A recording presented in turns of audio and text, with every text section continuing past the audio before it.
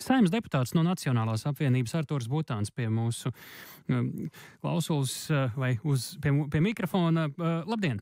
Vai šis arī nav tāds signāls arī Latvijā kādām izmaiņām? Dzirdējām valsts valodas centra viedokli, ka likumā varbūt nebūtu nekas jāmainā, bet tā situācija jau tā teikt uz ielām neizskatās, ka būtiski kaut kā mainītos.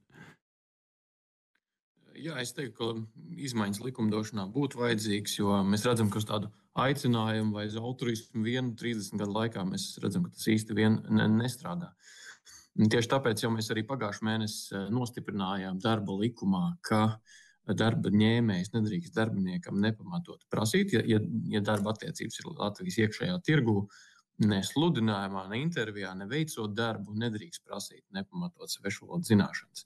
Tas tā tad ir par tiesībām, bet šeit Lietuvas piemērs ir par pienākumu, ja,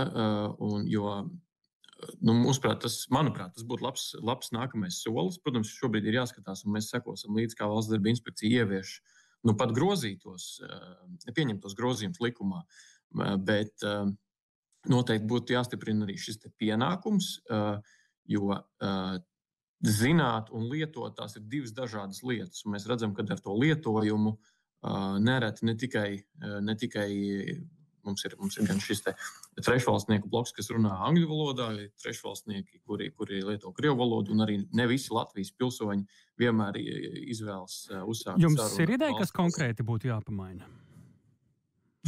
Es domāju, ka tas, es neesmu juridiski vēl iepazinies ar to Lietuvas piemēru, bet es domāju, ka tas būtu pārņemams, lai, piemēram, likumā noteiktu, ka apkalpojošajā sfērā, tātad, kur ir cilvēku kontaktēšanās, būtu pienākums ar Latvijas pilsoņiem lietot latviešu valodu. Ja? Es pieļauju, ka varētu būt izņēmumi uz ārvalstniekiem vai uz gadījumiem, kad nav tiešais kontakts, tur pietikt ar šo tiesību principu, bet pienākums, līdzīgi kā to ir darījuši lietuvieši, manuprāt, ir objektīvs, jo ar to, ka mēs visiem liekam zināt valodu noteiktā līmenī ir par maz, tāpēc pienākums lietot, es domāju, stiprinātu to integrēšanos gan šeit esošajām kopienām, gan arī tiem, kas vēl pievienojās. Un vēl maz komentārs par to kurjeru tēmu. Tur ir tā, ka darba attiecību regulējums, ja juridiski viņš neskaitās darba ņēmējs, bet viņš ir kā pats atsevišķi juridiska vienība, tad līdz ar to Valsts darba inspekcijai rokas ir pa īsu. Bet ja šāds pienākums, kā es minēju, kā Lietuvā, tiktu pieņemts Latvijā, tad neatkarīgi no juridiskās darba attiecību formulējuma, tas attiektos arī uz viņiem. Paldies par sarunu. To mēs sakām Saeimas deputātam no Nacionālās apvienības Arturam Butānam dienā, kad Lietuvā ir pieņemts stingrāks regulējums, kāds pienākums lietot valodu ir ārvalstniekiem, strādājot ar klientiem Lietuvā, būs jālieto valsts valoda.